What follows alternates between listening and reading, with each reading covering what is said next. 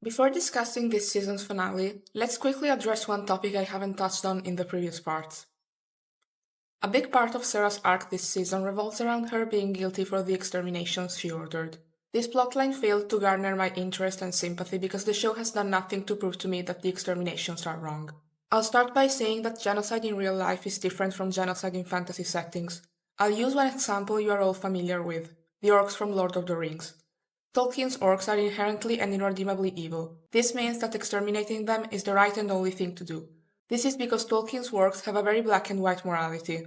You can like it, you can dislike it, but in The Lord of the Rings, orcs can't be allowed to roam free, because if they do, they will inevitably kill innocent people who live in Middle-earth. Real life doesn't work like that, of course, but this is a fantasy world, so I can accept that an entire race of creatures is irredeemably evil. Similarly, in the Hazbin Hotel universe, the morality of the afterlife is black and white. If you are good, you go to heaven, if you are bad, you go to hell, and it's as simple as that.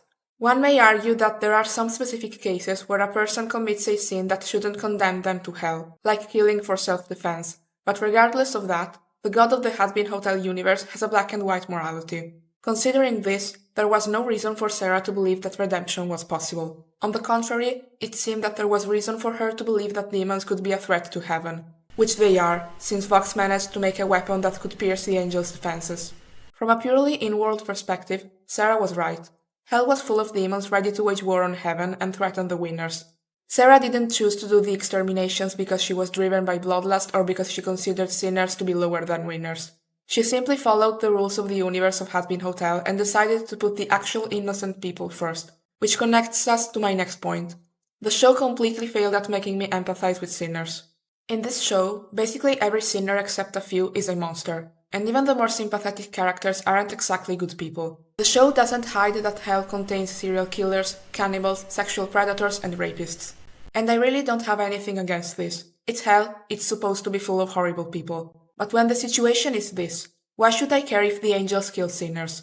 There are exceptions, but that's the thing. For every angel dust, which to be honest is only against the idea because Charlie specifically drags him away from it while also hating the Viz, there are thousands of Vals.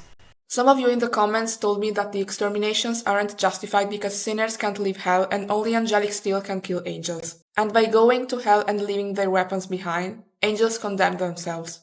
I agree on the last point. It's idiotic that angels just leave their weapons behind, but I disagree on the first point. The prologue tells us Lilith was empowering sinners and stirring them up, which to me sounds pretty explanatory. We still don't know what powers Lilith has. She is currently in heaven. Maybe she used a portal, but for all we know, she could travel between heaven and hell and bring sinners with her.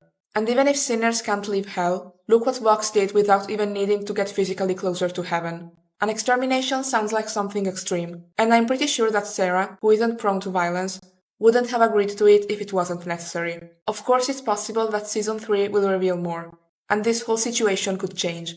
In that case, I'm ready to reconsider my opinion on the exterminations.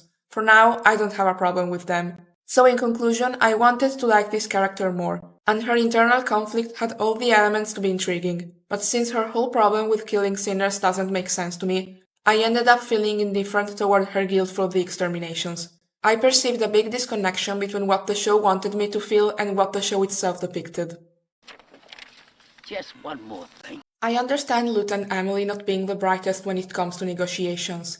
The former clearly dislikes the plan and doesn't want to befriend sinners, and the latter is extremely naive like Charlie. But Sera is much older and more mature than they are, so it feels out of character for her to agree to the gift baskets plan, especially when she knows how much death the exterminations caused. Sure, it starts with sorry, but bringing baskets to apologize for what the characters perceive as genocide feels insulting. You are apologizing for genocide with gift baskets? I liked that part where she's wondering what to do and Pensius offers his support. Sera may be a seraphim, but that doesn't mean she can't fail. Having a human help her make a choice was a nice touch.